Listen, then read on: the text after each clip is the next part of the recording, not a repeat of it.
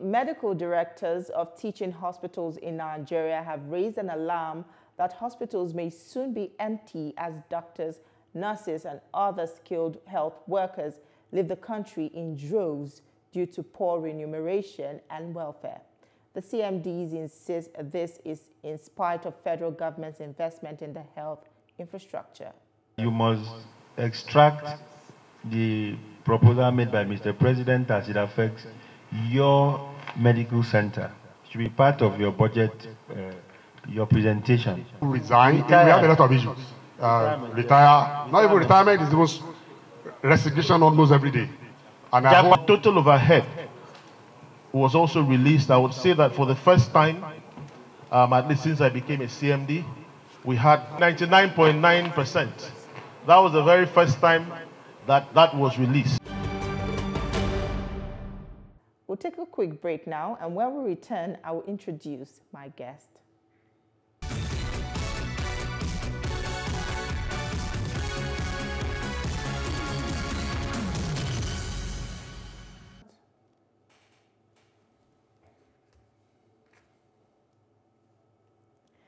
Thank you for staying with the Hallowed Chambers. And my guest today is an honorable member in the House of Representatives from Benue State. His name is Honorable Ojema Ojotu, and he is the House of Representatives Committee Chairman on Inland Waterways.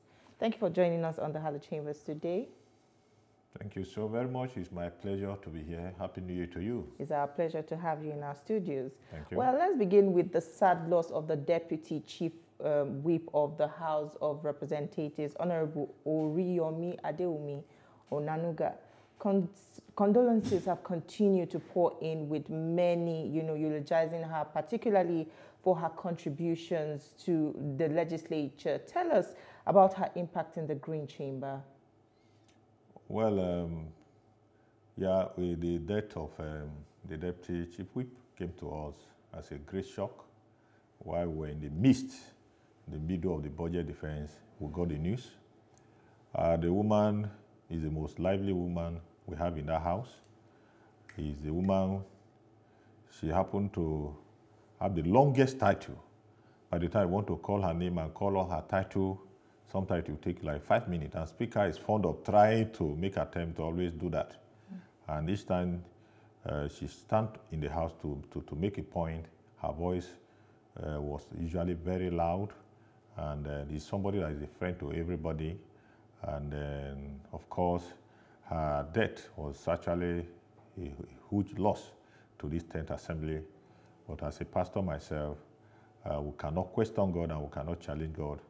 So we have accepted her death in good faith, and we are optimistic that she is continuing to live among us because her impact are quite enormous. Thank you very much. Can you identify key things that you think that the House will miss her for? Like I told you earlier, she's somebody that she's lively, very friendly, she's courageous, very bold, very frank, and she has a way of standing by what is right. And she's a very good, she was a very, very good advocate as far as women agenda is concerned. So generally, I can say in all ramifications, we are going to miss her greatly. Well, we'll move on to other matters, particularly on the ongoing budget defense session at the National Assembly. Some Nigerians have raised concerns about the expenditures of some of these MDAs, how they seem to be complaining about, inadequate budget. That is what has popularized, the discussion during this ongoing budget. But how well have they justified their spending in 2024? Well, as the National Assembly, our job is to oversight the ministry, the executive generally, on how to ensure that the money allocated or budgeted to them are put into use. And that job we are doing it religiously. And so we are in a better position, not the speculation on the street, to tell you whether the agency actually their complaint of insufficient fund is justifiable or not. But I can tell you for free, like with a student of economics, that will tell you that the human needs are quite unlimited and the resources is limited. So it's a fact, as an individual, you have limited resources and your needs are unlimited. As a nation, as a country, is the same thing. So what is very important is how to prioritize and ensure that the little resources you have is put into the best sector or venture that will benefit the generator of Nigeria. For paucity or scarcity or a shortage of funds, there's no doubt or there's no two way about it. The fund, the Nigeria problem is enormous, and the fund certainly will not be sufficient to cater for them. So what we are actually interested in, the money budgeted should be judiciously put into use, and in doing this, priorities should be put into consideration. So there are some situations, I will talk from my own agency, which I oversight, NIWA. NIWA is quite significant as far as the transportation sector is concerned. In terms of cost effectiveness, if the waterways is properly put into use and the dredging is done, and at the end of the day, it will be alternative way of transportation, moving of passenger goods and services to other parts of the country. And of course, the inter area will also have access to other goods that are available in the other part of the world. You know, and it's a means also to transact or carry out economic, commercial activity with other Africa countries. How are you also performing your job of oversight over this ministry to ensure that even in terms of their revenue generation, not just relying solely on what comes from government, you know, they are able to generate enough to, you know, even fund themselves? Because I'm seeing that just a few agencies, you know, are coming out of, you know, saying they are ready to fund themselves. How are you also performing your oversight functions diligently to ensure that, you know, these agencies and some of these ministries become self-sufficient? Well, you know, if you look at the policy of government in the recent time, you will see that most of this revenue has been centralized. It's just few agencies of government, very, very, very few that are actually generating this. And with the technology and all that, some of those things, they don't even go straight to the agencies. Most of the time, they send, the Ministry of Finance also have a way of taking this in directly from this, and we are actually putting our eyes on that. You know, so in terms of oversight function, we are actually leaving no stone unturned. And if I begin to tell you sequence by sequence, step by step, or how the details and all that, we may not be able to live here today. But on the general note, we are very, very, as a patriotic Nigerian, we are committed to ensure that every kobo that is taxpayer money judiciously used by whoever that has the responsibility of using that money to the benefit of an average Nigerians. And that we are committed to it. And I can tell you that as the Chairman House Committee on Inland Waterways, I've always ensured that I look at the record, I look at the book, and ensure that they do what is justifiable. Thank you. Are you also among those that are concerned about, you know, the loan plan of government in this budget? I think it's about 13 trillion naira large. Some people have expressed concerns about this. Do you also share in those concerns? You know, like I told you earlier, I may not be the right person to speak on the issue of the loan, but on the general note, there is no country, even as an individual, there's no way we can make progress without trying to live outside your immediate income. Taking loan itself is not a bad idea, you know. So, but you must also, in taking loan, you should also look at it vis-a-vis with your capacity to actually, you know, liquidate it, you know. So, generally speaking, I don't have the details, and I don't have the information that I will use to tell you that this figure that has been taken by government is unfair. And because I need to study, I need to look at what is the income, what is the expected income. You must have the detail before you can say this figure is too big or this figure is too small. So I may not be able to authoritatively tell you that the 13 trillion we're talking about is on the high side, or we even need more. All right. Last year, you talked about plans to propose a bill that include power rotation in the Constitution. Now, we know that the Constitution review process is currently underway in the National Assembly. What do you think about a power rotation? Is it expedient in Nigeria's democratic governance? And do you also have the support of your colleagues in this regard? Yeah, you know, when they talk about democracy, democracy generally is a game of number.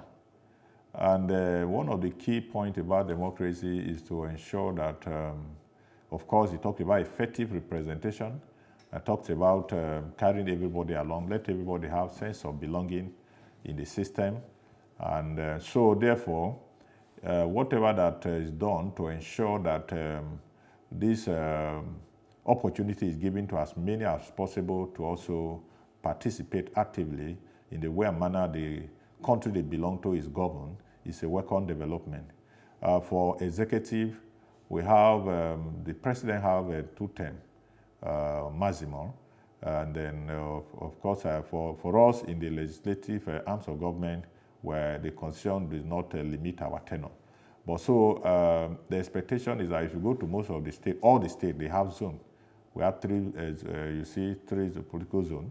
And what that means is that there are some situations, that there are some states that you will go, maybe because of number deficiency, the particular zone will not have opportunity of testing the position of the governor. For instance, from Benue State, and I'm an Idoma person. And since the inception of the state, an Idoma person, I've never been governor of the state. You know, so I know that we don't have competent people there that can actually be governor of the state, but of course because of the number and so many other factors. So if a situation or a constitution is amended in such a way, I can say the governorship position should be rotating among the three zones. Then it becomes very easy, the constitutional matter, for an Idoma person to be governor, even though you don't have the required number. You know, the same thing with the presidency. One of the serious fights we had in the last election was when there was agitation from a certain quarter that they won. In fact, that actually tear our party apart. We still have more to discuss on this matter, but let's take a quick break now. Don't go anywhere. We still have more for you on the program. Stay with us. We'll be right back.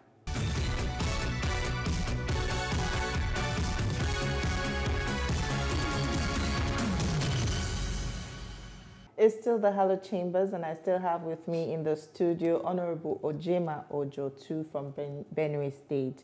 So we have seen quite a number of agitations from certain groups for power shift to the north. Is this political conversation justifiable? Because some people say it threatens to polarize the country. Well, in every political dispensation, like I say, especially Nigeria as a country, we have diverse interests.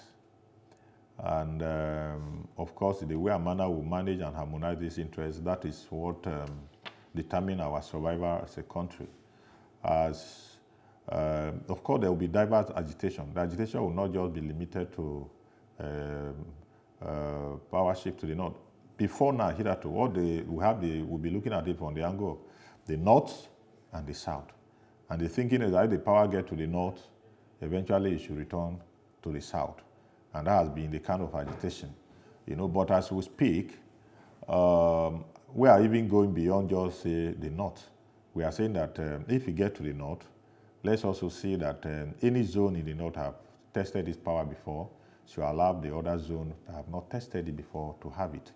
And at the end of the day, you will discover that every zone will have the fair share of the, what I would prefer to call it, national cake in quote. So if there's asking whether there are agitation like that, whether the agitation is fair enough, depending on who will be answering the question. If you ask the northerner will say, yeah, it's justifiable. You know, but we are also putting something to it to say that it's not just all about agitating that part should come to the north. If the part should come to the north now, for instance, it shouldn't, the northwest, I've had it severally, we are not central. We have not been able to produce an elected president, you know, so we are saying that if he comes, let them also give us opportunity to have it, you know, so I think that is where I stand. Well, last year you called on the Nigerian military to embark on clearance operation against this armed herders threatening to disrupt the peace in the community in Agatu local government area of Benue State. Has there been any serious response action to ensure the safety and security of the people in these communities? If you ask me, is there anything that's giving you sleepless night today? Is there anything that is your prayer point today? Is there anything that when you think about it, you are helpless today?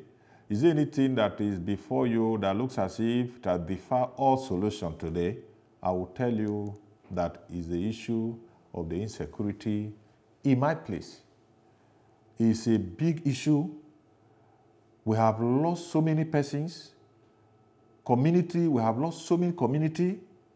My people, the source of their livelihood is farming. They can no longer go to farm. And things, everything somebody needs to do as a leader to draw the attention of government to this menace, I did it. I've moved no less than 4 motions on this issue. It was referred to appropriate quarter, but I can tell you that up to today, we are still living with the problem of insecurity. If I show you the picture of some communities that have been completely sacked, and you see it, you'll be shocked. They are not, the community that have been sacked, as I speak with you, they are not less than 30 in Apagatu federal constituency. Community, I'm not talking of a very huge community. The people are moving, they can't go to their farms. They cannot do anything to help themselves. They are the mercies of hunger. And as we speak with you, the unfortunate thing is that this has to do with the armed herders. And the people we are confronting with seem to have more energy and weapon than we have. They seem to have more support. They have the number. And we seem not to have. That's why we, of course, most of the time, we cry to government to ensure that necessary actions should be taken to ensure that this matter is permanently put to rest. As I speak with you, we are still on it. On my way to this place, I spoke with the chairman of Apa local government. The day before yesterday, I was talking with the local government chairman of Agatu. They are making their own effort to see how we can get out of the menace. But I can tell you authoritatively that today we have not been able to find solution to this ugly trend in my constituency. Well, aside your contributions in terms of security to your region, what other ways have your people felt your impact in the National Assembly? Well, thank you very much. I can tell you, if I begin to tell you, usually I'm not somebody that like talking about myself.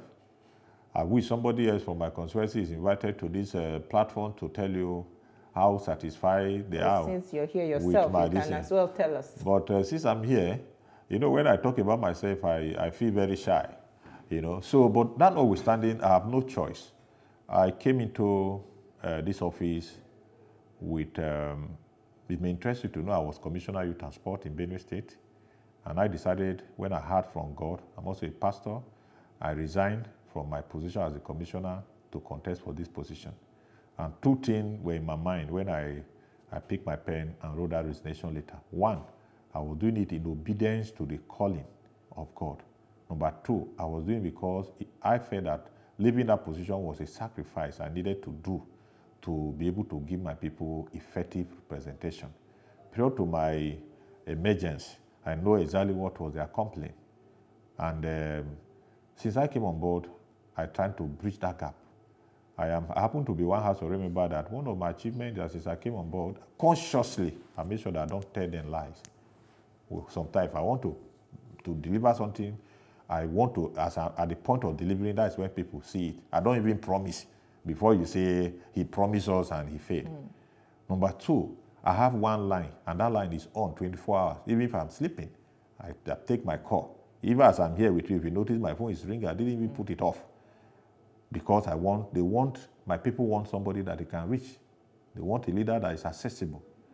Number 3, what I'm doing today, being the television and speaking on their issue, is called effective representation. They want somebody who has capacity to speak for them, a vibrant person that have that capacity to be able to articulate their issue, I am on that.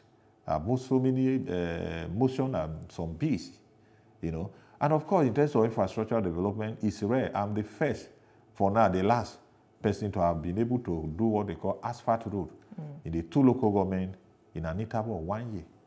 As I speak with you, I have taken what they call solar light, street light up to 800 to the Agatu. As I stand with you, I've given scholarship to the Agatu student in higher institution, 654 persons, and I gave each of them 50,000 each, unprecedented. Nobody has been able to do that. As I sit with you, I've been able to sank not less than 13 boreholes in the Agatu Federal Constituency. As I sit with you here, there's a community called Ojantele. We are digging down for them. We have done it like 50%. I have been able to do what they call a Kobe Latrat and that of Udubeho, and the people quite appreciate it. That is all on the program this week, but you can watch a repeat broadcast at 7 a.m. on Sunday. Also, do remember that you can see this episode and many more on TVC News YouTube channel. Do not forget to subscribe, like, and share. Thank you for watching. I am Tijesu Adewi. See you next time.